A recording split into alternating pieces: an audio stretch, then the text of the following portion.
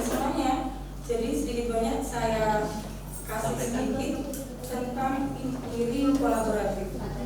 Ya, pandangannya tentang inquiry kolaboratif. Sebenarnya inquiry kolaboratif ini sudah sering kita kerjakan di sekolah. Cuma istilahnya baru. Istilahnya menggunakan inquiry kolaboratif. Itu adalah LK-LK yang kami kerjakan selama pelatihan.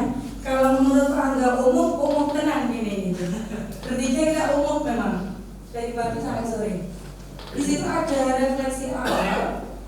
Nomor 1, bagaimana cara Bapak Ibu, saya juga lupa nggak bahas keynote ya, untuk melakukan kolaborasi antar mata pelajaran. Di sini saya nggak banyak bercerita tentang inquiry kolaboratif itu apa. Saya hanya ingin sharing dengan majelis semua di sini, monggo yang sudah pernah melakukan kolaborasi mapel, sinten, monggo untuk sharing. Berarti mungkin?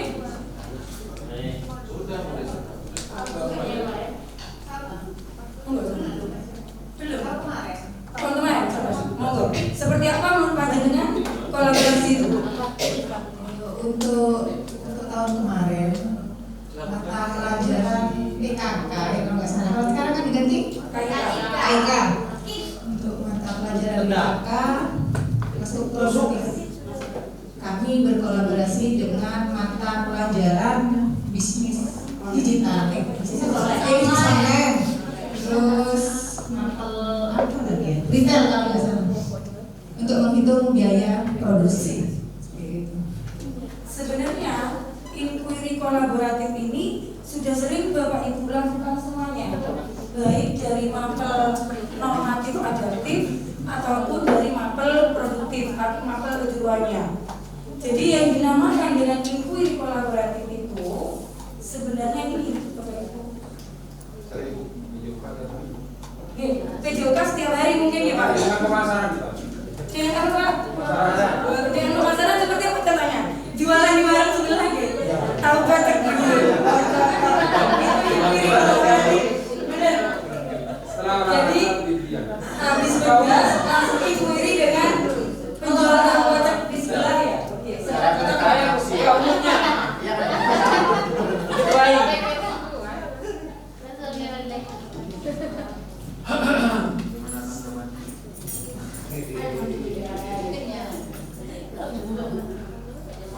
Nih, jadi pengertian dari inquiry kolaboratif itu adalah pendekatan yang berbasis tim. Jadi satu mapel itu bisa bekerja sama dengan lintas mapel. Nanti lintas mapel ini harus ada di rancangan pembelajaran yang akan Bapak Ibu buat. Mungkin nanti di next time-nya kita belajar sama-sama bagaimana membuat rancangan pembelajaran. Karena ini berbasis tim, jadi memungkinkan kerjasama. Dan siswa itu tidak bingung, tidak harus mengerjakan. Misalkan gini, bahasa Indonesia mengerjakan tugas, produktif tugas, matematika tugas, sejarah tugas, kemudian agama tugas. Nah, lintas mapel ini bisa bareng dengan satu tujuan. Yang jadi poin di sini, karena kita itu SMK, jadi merujuknya adalah ke produktif, begitu. Misalkan begini, saya di produktif pemasaran. Jadi konsepnya nanti di rancangan pembelajarannya itu berupa project based learning. Gini, saya di produktif pemasaran. Produktif pemasaran misalkan tujuan pembelajaran yang kita turunkan dari TP itu adalah membuat Google My Business misalkan seperti itu, atau menerapkan Google My Business gitu ya. Nah, di Google My Business ini saya bisa bekerja sama dengan guru bahasa Indonesia. Di guru bahasa Indonesia nanti tugas bahasa Indonesia jadi satu dengan tugasnya bisnis digital. Bisa kerjasama juga dengan matematika untuk menghitung insight prosentase dari GMB sendiri. Bisa kerjasama dengan KIK juga untuk menghitung proses produksinya atau omset penjualannya. Bisa kerjasama juga dengan bahasa Inggris begitu. Jadi CP yang sama dengan TP yang diturunkan dari mapel produktif itu bisa dijadikan satu. Ini efisiensi banget. Efisiennya gimana? Siswa gak kebanyakan tugas. Nah, kalau tadi dari kurikulum sudah menjelaskan tentang asesmen sumatif itu tidak hanya berupa tulisan, bisa berupa presentasi, itu juga bisa diterapkan di inquiry kolaboratif ini. Sebenarnya tahun kemarin saya sudah mencoba untuk kolaborasi sama PKK waktu itu, antara PKK dengan bisnis online. Jadi PKK-nya yang bikin produk, bisnis online-nya yang nyoba jualan live streaming begitu. Cuma karena kita belum paham, itu inquiry kolaboratif atau bagaimana, jadi kita stagnan sampai di sana. Hanya PKK ada produknya, kita yang jualin, udah cukup. Sebenarnya juga ini juga sesuai dengan sarannya pengawas SMK Ibu Bu Eka. Bagaimana dari jurusan DKV yang bikin desainnya, jurusan pemasaran yang jualin produk dari DKV-nya, jurusan akuntansi yang menghitung keuntungan sama juga untuk menghitung proses produksinya, biaya produksinya. Ini sudah disarankan oleh Bu Eka sebelum ada deep learning ini, waktu beliau melakukan kunjungan ke UKK. Jadi nanti di rancangan Bapak Ibu, di rancangan pembelajaran Bapak Ibu, lintas mapelnya ditentukan dulu dari tujuan pembelajarannya. Turunkan dulu dari CP, turunkan dulu ke TP, baru ke ATP-nya, ke alur tujuan pembelajaran.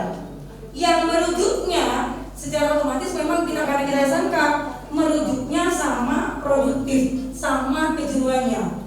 Loh, kemudian pertanyaannya jadi seperti ini, bagaimana dengan penjas dan agama, gitu kan ya? Apakah ini bisa merujuk juga? Bisa Bapak, karena di prinsip pembelajaran BBM itu, di learning itu kan menggunakan olahraga, olah hati, olah pikir, olah rasa dan sebagainya. Di situ jadi tetap merujuk jadi satu.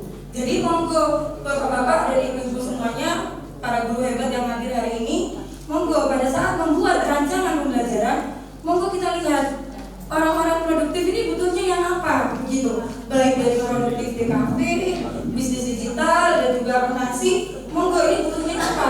Silakan koordinasi, begitu. Dengan tim dari normatif dan adaptif. Saya sempat tadi koordinasi dengan Bu Halim untuk pembelajaran saya di GMB karena saya butuh interview dengan UMKM di sekitar rumah siswa. Karena kita itu project, jadi jangka waktunya panjang. Project itu nggak bisa selesai hari ini saya kasih tugas, hari ini selesai, nggak bisa. Project itu sintaknya memang ada rentang waktu.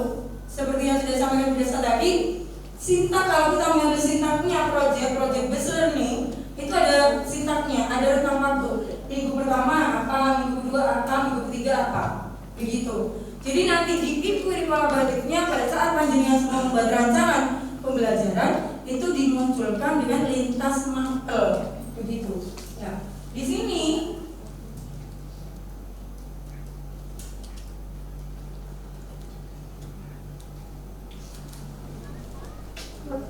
yang dengar saya tepuk satu.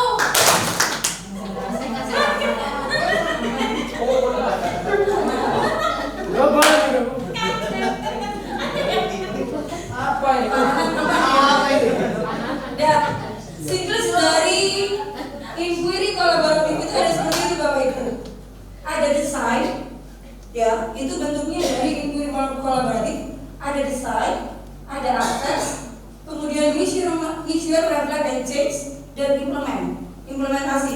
Di sini bisa kita lihat, misalkan begini ya. Saya langsung ambil contohnya dalam sehari-harinya kita di sekolah. Misalkan ini, saya guru produktif pemasaran, ngajar di satu kelas, yang kelas itu sama sekali ngomongnya selalu pakai bahasa Madura.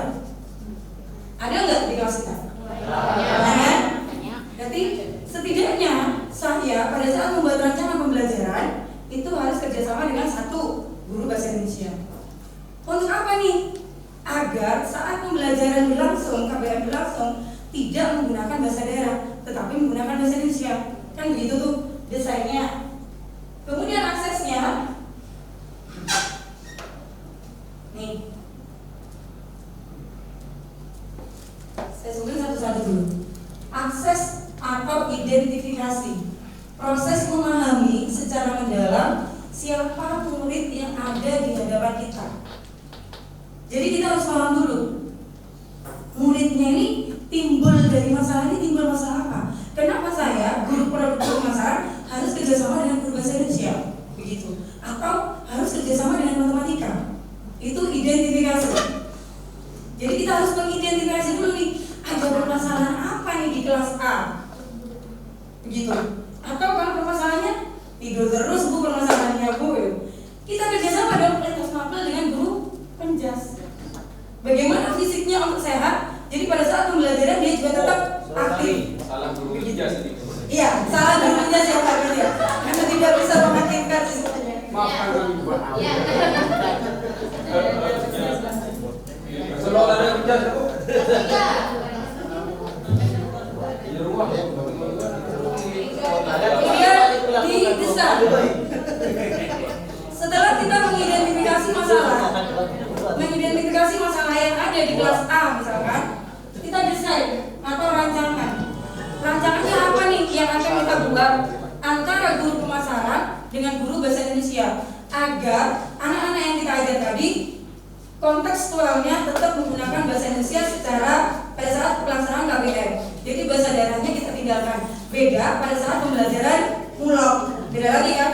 Karena muloknya kita memang bahasa Madura, begitu. Itu ada di konsep desain atau rancangan. Kemudian pelaksanaannya. Di pelaksanaannya, di implementasinya, apa yang harus dilakukan oleh guru pemasaran dan guru bahasa Indonesia. Jadi rancangan masalahnya di kelas A ini siswanya selalu ngomong bahasa Indonesia. Identifikasi itu berarti kita harus menghubungi orang tua, wali kelas, guru BK misalkan atau guru yang lain agar masalah pada saat bicara menggunakan bahasa lokal di saat KBM itu tidak terulangi lagi. Itu diidentifikasi. Di perancangan, di pelaksanaannya, di implementasinya itu kemudian dilaksanakan nih. Apakah kita mengundang wali murid agar nanti dibiasakan pada saat di rumah mengurangi penggunaan bahasa lokal. Jadi ada tuh yang di satu rumah tangga, satu keluarga yang anaknya juga terbiasa ngomong bahasa Indonesia. Jadi kalau sudah terbiasa ngomong bahasa Indonesia di rumah, di sekolah terbawa untuk kita menggunakan bahasa Indonesia. Beda kalau anaknya terbiasa menggunakan bahasa lokal di rumah. Sampai di sini kita ngomong bahasa Indonesia jawabnya bahasa Madura. Beda kalau kita ngomong bahasa Inggris jawabnya bahasa Madura, pacar ya tambah gak nyambung kan gitu. Jaga sembung gitu namanya kan gitu. Kemudian yang terakhir adalah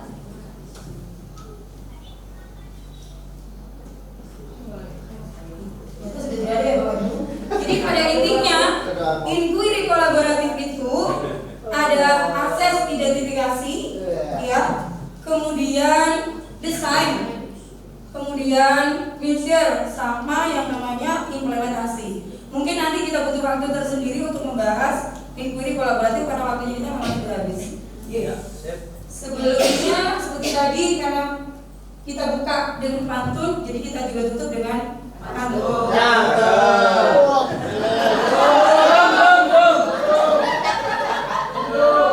Terlalu cakep tadi jadinya.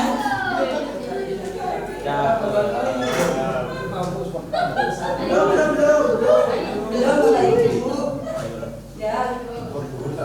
Katanya gini, katanya nih. Ke pasar pakai minyak wangi. Pulangnya bau kayak sapi. Selesai sudah presentasi ini. Kayak kita yang selesai tanpa dimulai.